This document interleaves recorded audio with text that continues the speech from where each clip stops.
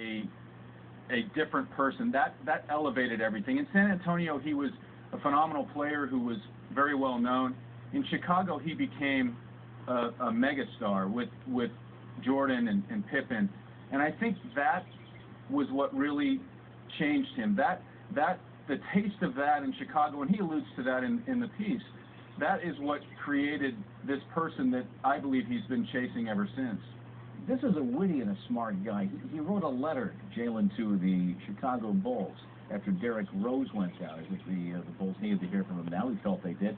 Final line. And remember, when life hands you lemons, this is the worm, run naked through the streets yelling, "I am a lemon fairy," until TNT shows up. On one level, you kind of grin. On another level, you say, he just might do it.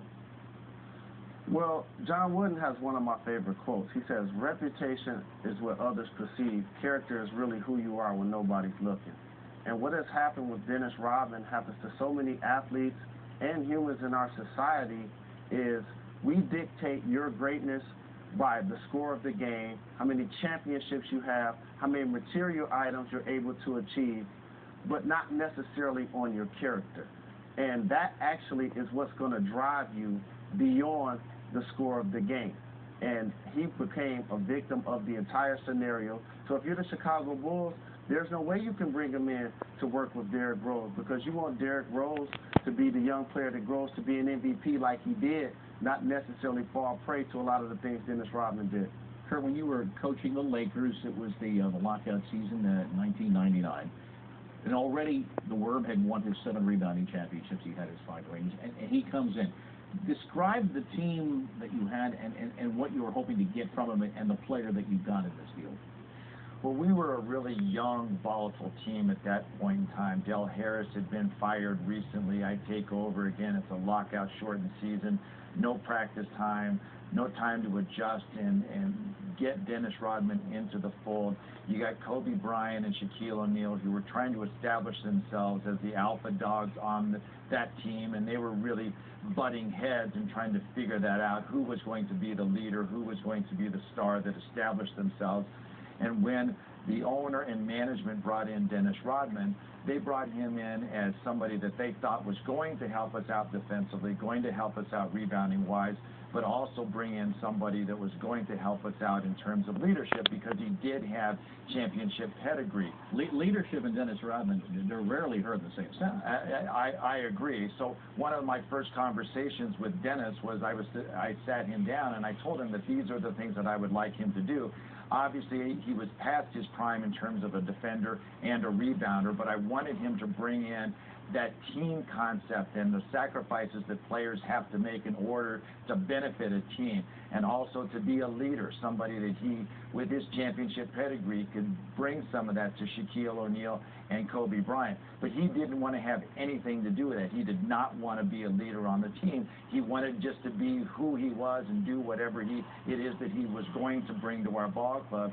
You know, and a funny story, it ends up being part of the whole sad story, was that when we got him in early on, the first conversation I had with him was him telling me that he had to go to Las Vegas for a week to get his head straight so that he could come back and start playing the rest of the season for us. So the whole story for Dennis, it's a phenomenon, his ability to play NBA basketball at one of the elite levels that has ever played the game, but also have this tragic effect of him not being able to get away from who he was off the floor and establish a new identity once his career has ended. He played at a level, Tim, that few of us will ever know in our respective professions, but many of us are parents. And when Dennis talks about being a parent and the challenges of parenthood and where he sees his failings, it's clear it cuts him to the core. It really struck me, Bob, when he mentioned about his 24-year-old daughter, because I happened to, I guess, spend one of those 5 days that he says he spent with her, with Dennis, at her 7th birthday party. And I was sort of his chaperone. It was the time that we were working on the book together. And he had to go shopping for her, and it just was, at the time, it was heartbreaking to me, because he wanted to do the right thing. He just didn't really know what that was. And he would ask me, well, what should I get her? I had a son who was a couple years younger, and I said, well, does she need a bicycle? I mean, what I'm thinking like a 7-year-old. He ended up buying 7 birthday cards and a $2,500 diamond earrings for a 7-year-old, and it was sad. It was, you know, he didn't have the background that taught him, you know, how to be a dad. And I think that's what I hear in that pain in his voice when he talks about that, is that I don't think he ever knew how to do it. And I think there might have been some fear there about whether he could do it, given his background and sort of this persona that he felt he had to live up to. And Jalen, there's the question, who does he listen to? He certainly listened to Chuck Daly. Well, Chuck's gone now. He listened to Matt Dobick, who was the PR fellow for years with the Pistons, and Matt passed away.